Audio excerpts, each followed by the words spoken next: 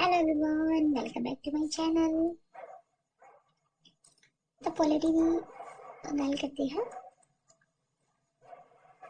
तो हमें भी पता है एक साइज का जो नोटिफिकेशन है वो आउट हो चुका है और हमारी फॉर्म फिलिंग भी स्टार्ट हो चुकी है, जो कि तुसी 13 फेब तो लेके आई थिंक सो मार्च के फर्स्ट वीक तक ही है, ठीक है। फिल कर सकते हो, प्लीज तुसी फॉर्म में फिल जरूर करियो। एंड 197 पोस्ट ने और ये ਤੁਹਾਡੇ ਕੋਲ सिर्फ आखिरी मौका है गवर्नमेंट जॉब पाने का। तो शुरू करते हैं पॉलिटी। आज आप गल करेंगे भी, देखो सबसे पहले आप इंडियन कॉन्स्टिट्यूशन की गल करते हैं। इंडियन कॉन्स्टिट्यूशन अपना रिजिड भी है, मतलब फ्लैक्सीबल है, रिजिड है या मिक्सचर, ठीक है। इस तरह जिवें हुण अगर आप गल करिए, आप जो आपका कॉन्स्टिट्यूशन है जो भी बनाया है वो मेजर की है एक्ट जो है 1935 या 1935 एक्ट ਦੇ ਵਿੱਚ ਜਿਹੜੀਆਂ ਚੀਜ਼ਾਂ ਸੀ ਉਹ ਲਈਆਂ ਸੀ। ਬਾਕੀ ਆ ਬਸ ਥੋੜੀ ਬਾਕੀ ਸਾਰੀ ਕੰਟਰੀਜ਼ ਤੋਂ ਕੁਝ ਨਾ ਕੁਝ ਆਪਾਂ ਬੋਰੋ ਕੀਤਾ ਹੈ। ਉਹ ਇਸ ਵੀਡੀਓ ਦੇ ਵਿੱਚ ਆਪਾਂ ਬੋਰੋਡ ਫੀਚਰਸ ਕਵਰ ਕਰਾਂਗੇ। ਕੀ ਕਵਰ ਕਰਾਂਗੇ? ਬੋਰੋਡ ਫੀਚਰਸ ਕਵਰ ਕਰਾਂਗੇ। देखो जो पॉलिटी है वो आई थिंक सो 15 डेज ਦੇ ਵਿੱਚ ਖਤਮ ਹੋ ਸਕਦੀ ਹੈ। ਬਿਲਕੁਲ छोटा ਜਿਹੀ है पोर्शन। पॉलिटी ਦਾ प्रीएम्बल बारे पता होना चाहिए, थोड़े जे आर्टिकल्स पता होने चाहिए, ਕਿਹੜੀ चीज ਕਿਹੜੀ कंट्री तो आप बोरो की थी वो पता होना चाहिए। सिंपल जी आज सिंपल जो लेक्चर है, बिल्कुल ईजी, कोई डिफिकल्टी नहीं है इस चैप्टर ਦੇ ਵਿੱਚ।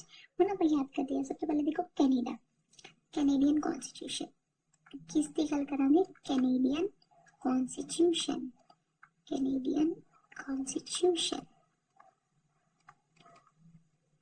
देखो सब तो कैनेडियन कॉन्स्टिट्यूशन की एक हिंट यही है, तुसी इन्हें याद कर सकते भी कैनेडा सी तो है तो इन विच मतलब इस सेंटर ਨੂੰ एम्फेसाइज कर रही, सेंटर ऊपर जोर पा रही है। सी भी सारी चीज की होनी चाहिए, सेंटर तरफ होनी चाहिए।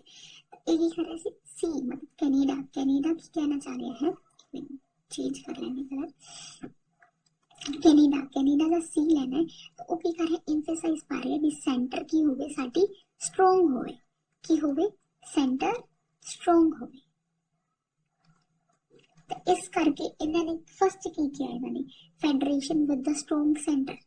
फर्स्ट जिहड़ा आपा फीचर बोरो किया गया है उनका है फेडरेशन विद स्ट्रोंग सेंटर, क्योंकि कैनेडा कितों स्टार्ट हो रहा है? Federation with strong centre. Okay, उस तो बाद देखो दूसरी गल की मैं तुहानू क्या इन्नी सेंटर नू स्ट्रोंग बनाने की गल की है। तो दूसरा अपने को रेजिड्यूअर मतलब जेडी कोई भी पावर नहीं आ रही या कोई भी लो किसी लिस्ट दे विच नहीं आ रहा, वो लिस्ट किधर रहेगी? वो पार किंदे कोल हैगी है? वो पार हैगी है अपने कोल सेंटर कोल। रेजिड्यूअर पार किंदे कोल है? सेंटर कोल। मतलब कोई भी नवी चीज अचानक जी कोई भी चीज आनी है उहदे ते कानून बनाने का हक किंदा है? सेंटर दा। ये कहना चाह रहे हैं वो। ओके, और जेडे भी स्टेट दे विच गवर्नर ने appointment of governor in any state कौन अपॉइंट करता है उन्होंने? Bye centre. फिर आप सेंटर में स्ट्रोंग बनाया, क्योंकि उनके विच कैनेडा दे विच है ही सी मींस ਅਸੀਂ ਉਹਨੂੰ ਕਰਾਂਗੇ मींस सेंटर ਨੂੰ स्ट्रोंग करांगे, एम्फेसाइज देता है उसमें advisory jurisdiction of supreme court. मतलब ये कहना चाह रहे हैं अगर कोई भी सलाह की जरूरत हो तो सुप्रीम कोर्ट पर ले जा सकती है। ये गल की सेंटर साडी की है, सेंटर बहुत ज्यादा स्ट्रोंग है। कैनेडा कह रहे हैं सेंटर नु की करो तुसी स्ट्रोंग बनाओ। सेंटर की होनी चाहिए, स्ट्रोंग होनी चाहिए है।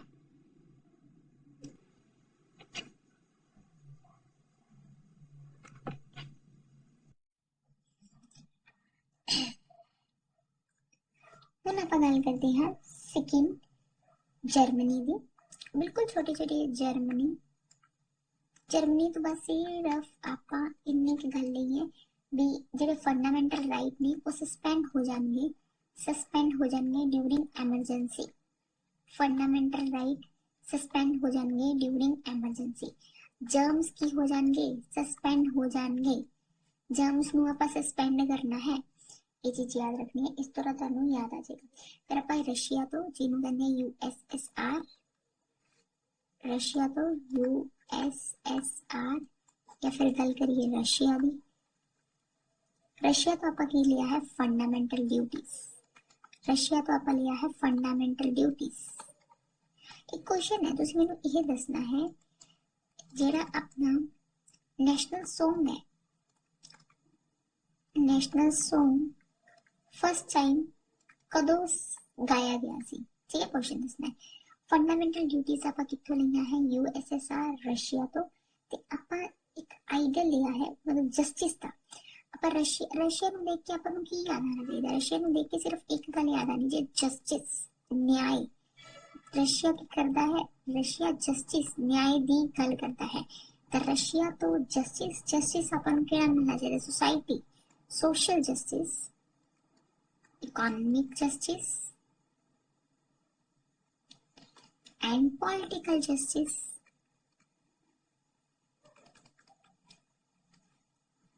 ओके, रशिया तो आपा की लिया है एक फंडामेंटल ड्यूटी, मतलब रशिया की कर रहे हैं, आपकी ड्यूटी निभा रहे हैं।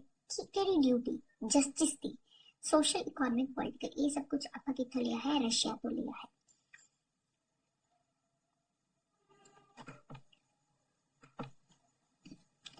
नेक्स्ट आप गल करते हैं फ्रेंच। फ्रेंच कॉन्स्टिट्यूशन तो आपा की बोरो कीते, फ्रेंच कॉन्स्टिट्यूशन तो आपा तीन चीज़ां बोरो कीती है, liberty, equality and fraternity. French तो आपा की लिखे है, देखो हम फ्रेंच फ्रेंच तो रिलेट कर सकते हो फ्रेंच फ्राइज, फ्रेंच फ्राइज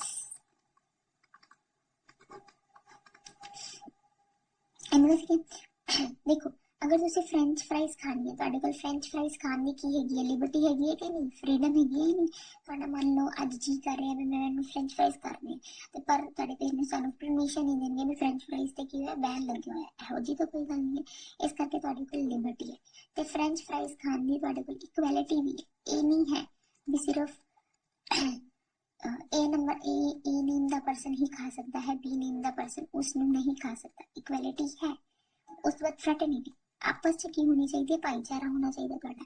ਵੀ ਤੁਸੀਂ ਅਗਰ ਫ੍ਰੈਂਚ ਫਰਾਈਜ਼ ਮਾਰਕੀਟ ਦੇ ਵਿੱਚੋਂ ਖਾਣ ਜਾ ਰਹੇ ਹੋ ਤਾਂ ਤੁਸੀਂ ਆਪਦੇ ਬ੍ਰਦਰ ਜਾਂ ਸਿਸਟਰ, ਬ੍ਰਦਰ ਸਿਸਟਰ ਜਾਂ ਫਰੈਂਡਸ ਨੂੰ ਨਾਲ ਲੈ ਕੇ ਜਾ ਰਹੇ ਹੋ। VSF मतलब ਫ੍ਰੈਟਰਨਿਟੀ, VSF ਨੂੰ ਨਾਲ ਲੈ ਕੇ ਜਾ ਰਹੇ ਹੋ। मतलब फ्रेंच तो ਤੁਸੀਂ याद रखना है फ्रेंच फ्राइज। देखो मैंने फ्रेंच फ्राइज खाने की बहुत मतलब पूरी लिबर्टी है, फ्रीडम है, इक्वलिटी है, एवं ਦੀ ਕੋਈ ਗੱਲ ਨਹੀਂ ਹੈ ਮੈਂ ਨਹੀਂ ਖਾ ਸਕਦਾ ਤੇ ਸਾਹਮਣੇ ਵਾਲਾ ਬੰਦਾ ਖਾ ਸਕਦਾ ਹੈ। ਅਸੀਂ ਹਮੇਸ਼ਾ ਜਦੋਂ ਵੀ फ्रेंच फ्राइज ਖਾਣੇ ਇਕੱਠੇ ਹੋ ਕੇ, ਇਕੱਠੇ ਮਿਲ ਕੇ ਸਾਰੇ ਜਣੇ ਇਕੱਠੇ ਖਾ ਜਾਂਦੇ ਆ। ਇਸ ਤਰ੍ਹਾਂ ਤੁਸੀਂ ਯਾਦ ਰੱਖ ਸਕਦੇ ਹੋ। ਉਸ ਤੋਂ ਬਾਅਦ ਆਪਾਂ ਗੱਲ ਕਰਦੇ ਹਾਂ ਸਾਊਥ ਅਫਰੀਕਾ ਦੀ। ਸਾਊਥ ਅਫਰੀਕਾ, ਸਾਊਥ ਅਫਰੀਕਾ ਤੋਂ ਆਪਾਂ ਕੀ ਲਿਆ ਹੈ, ਸਾਊਥ ਅਫਰੀਕਾ ਵੀ ਆਪਾਂ ਕਿਵੇਂ ਅਮੈਂਡਮੈਂਟ, ਮਤਲਬ ਪ੍ਰੋਸੀਜਰ ਕੀ ਹੈ ਅਮੈਂਡਮੈਂਟ ਦਾ, ਪ੍ਰੋਸੀਜਰ ਫॉर ਅਮੈਂਡਮੈਂਟ ਵੀ ਅਮੈਂਡਮੈਂਟ ਕਿਵੇਂ ਕਰਨੀ ਹੈ, ਸੰਸ਼ੋਧਨ ਕਿਵੇਂ ਕਰਨਾ ਹੈ ਆਪਣੇ ਕਨਸਟੀਟਿਊਸ਼ਨ ਦੇ ਵਿੱਚ। ਤੇ ਸੈਕਿੰਡ ਆਪਾਂ member of, second election of member of राज्य सभा। साउथ अफ्रीका, साउथ अफ्रीका देखो साउथ मतलब अपना जेड़ा इंडिया है, तो इंडिया में जेड़ा साउथ पोर्शन है, ठीक है, केरला वगैरह, तमिलनाडु सारा, वो कह रहे हैं भी सानू की करो, सानू कॉन्स्टिट्यूशन दे विच अमेंडमेंट करन दी परमिशन दो ਤੇ ਸਾਡੇ ਜਿਹੜੇ ਰਾਜ ਸਭਾ ਦੇ ਵਿੱਚ ਮੈਂਬਰ ਨੇ ਉਹ ਜ਼ਿਆਦਾ ਕਰੋ। ਕਿਉਂ ਕਹਿੰਦੇ ਅਸੀਂ GDP ਦੇ ਵਿੱਚ ਕੰਟਰੀਬਿਊਸ਼ਨ ਜ਼ਿਆਦਾ ਕਰ ਰਹੇ ਹਾਂ। ਸਾਊਥ ਜਿਹੜੀਆਂ ਸਾਊਥ ਸਟੇਟ ਨੇ ਆਪਣੇ ਇੰਡੀਆ ਦੀ, ਉਹ ਕਲੇਮ ਕਰ ਰਹੀਆਂ ਨੇ ਵੀ ਸਾਨੂੰ ਕਨਸਟੀਟਿਊਸ਼ਨ ਨੂੰ ਅਮੈਂਡ ਕਰਨ ਦੀ ਤੇ ਦੂਜਾ ਰਾਜ ਸਭਾ ਦੇ ਵਿੱਚ ਜਿਹੜੇ ਮੈਂਬਰ ਇਲੈਕਟ ਹੋ ਰਹੇ ਆ ਉਹ ਜ਼ਿਆਦਾ ਹੋਣੇ ਚਾਹੀਦੇ ਕਿਉਂਕਿ ਅਸੀਂ ਕੰਟਰੀਬਿਊਸ਼ਨ GDP ਦੇ ਵਿੱਚ ਜ਼ਿਆਦਾ ਕਰ ਰਹੇ ਹਾਂ। ਇਸ ਤਰ੍ਹਾਂ ਦਾ ਸਾਊਥ ਸਟੇਟਸ ਆਪਣੇ ਕਲੇਮ ਕਰ ਰਹੀਆਂ, ਐਵੇਂ ਯਾਦ ਰੱਖ ਸਕਦੇ ਹੋ, ਕਦੀ ਵੀ ਨਹੀਂ ਭੁੱਲੋਗੇ।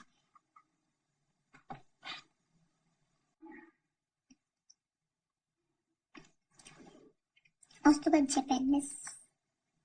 जापान तो आपा की लिया है, जापान तो आपा लिया प्रोसीजर एस्टैब्लिश कर लो।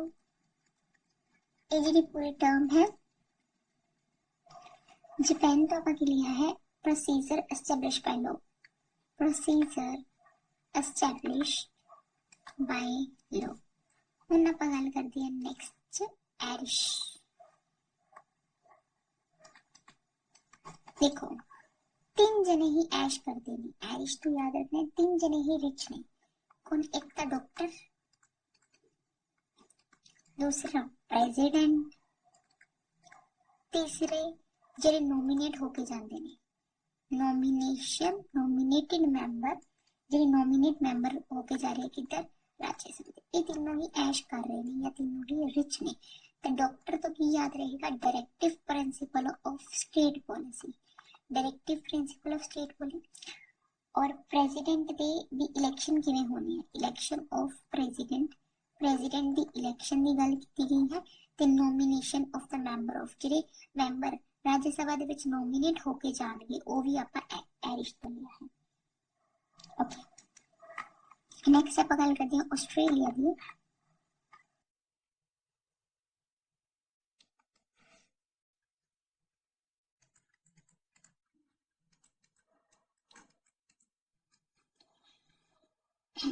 ਆਸਟ੍ਰੇਲੀਆ ਦੀ ਗੱਲ ਕਰੀਏ ਸਭ ਤੋਂ ਪਹਿਲਾਂ ਕੌਨਕਰੈਂਟ ਲਿਸਟ। ਕੌਨਕਰੈਂਟ ਲਿਸਟ ਉਹ ਲਿਸਟ ਹੈ ਜਿਸ ਵਿੱਚ ਸਟੇਟ ਵੀ ਤੇ ਸੈਂਟਰ ਦੋਨੋਂ ਕੀ ਕਰ ਸਕਦੇ ਆ, ਲੋਕ ਬਣਾ ਸਕਦੇ ਹੈ। ਉਸਨੂੰ ਕਿਹਾ ਜਾਂਦਾ ਹੈ ਕੌਨਕਰੈਂਟ ਲਿਸਟ। ਤੁਸੀਂ ਮੈਨੂੰ ਸਰਚ ਕਰਕੇ ਦੱਸਣਾ ਕੌਨਕਰੈਂਟ ਲਿਸਟ ਦੇ ਵਿੱਚ ਕਿੰਨੇ ਸਬਜੈਕਟ ਹੋਣ, ਕਿਹੜੀ ਕਨਸਟੀਟਿਊਸ਼ਨ ਅਮੈਂਡਮੈਂਟ ਦੇ ਵਿੱਚ ट्रांसफर किए गए सब्जेक्ट वो मैंने दसना है कि कॉन्स्टिट्यूशन अमेंडमेंट सी। एक तो अमेंडमेंट दस दियो कमेंट सेक्शन में, दूसरा किन्ने सब्जेक्ट ने यह दसना है। Commerce and intercourse. सेकेंड आप गल करते हैं, देखो पहले कॉन्करेंट लिस्ट की आप गल की है, सेकेंड आप गल करते हैं कॉमर्स की। थर्ड आप गल करते हैं joint sitting of the house of parliament, joint sitting of house of parliament.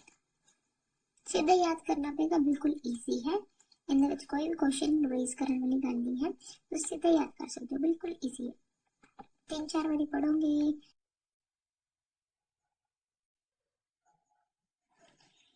हुण गल कर लेने आपां गवर्नमेंट एक्ट 1935 जिन्हें विच ऑफिस ऑफ गवर्नर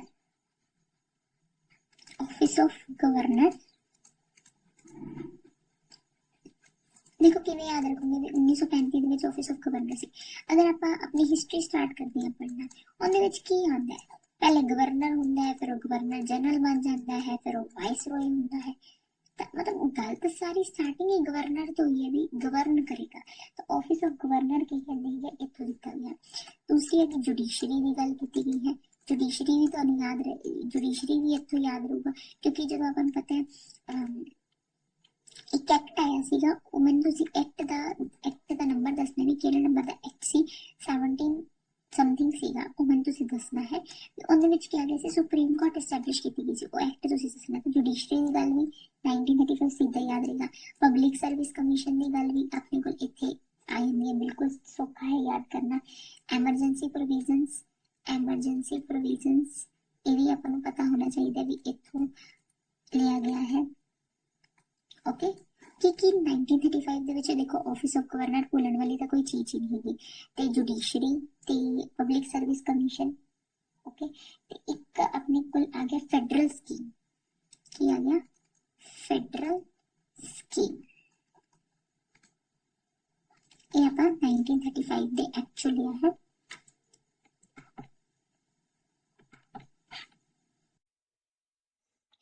ਹੁਣ अपनी सिर्फ दो रहेगी, ब्रिटिश एंड यूएसए। ब्रिटिश तो आपने की लिया सबसे पहले पार्लियामेंट्री गवर्नमेंट,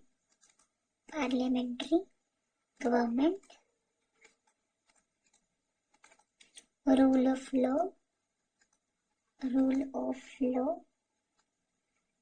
सिटीजनशिप भी सिंगल सिटीजनशिप लई आपां, ड्यूअल सिटीजनशिप नहीं है जिवें कि अमेरिका दे विच है, उस तरह दा नहीं है। रिट्स रिट्स कित्थों लेंगे आपा रिट्स आपा लेंगे है ब्रिटिश तो बाई कैमरलिज्म दो शब्द नहीं है बाई कैमरलिज्म ओके ये सारा रूल ऑफ लॉ सब तो main important rule of law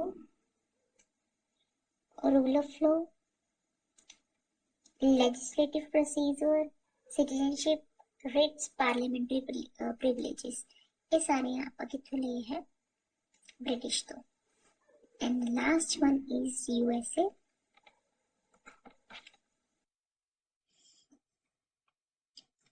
US तो आपका क्या लिया है यूएसएस तो सबसे पहला फंडामेंटल राइट दूसरा आपने आपको ला दिया इंडिपेंडेंस ऑफ जुडिशरी जुडिशरी की है इंडिपेंडेंस है उसके बाद आ गया जुडिशियल रिव्यू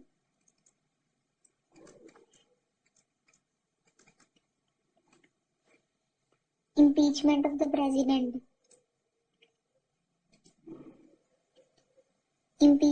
the president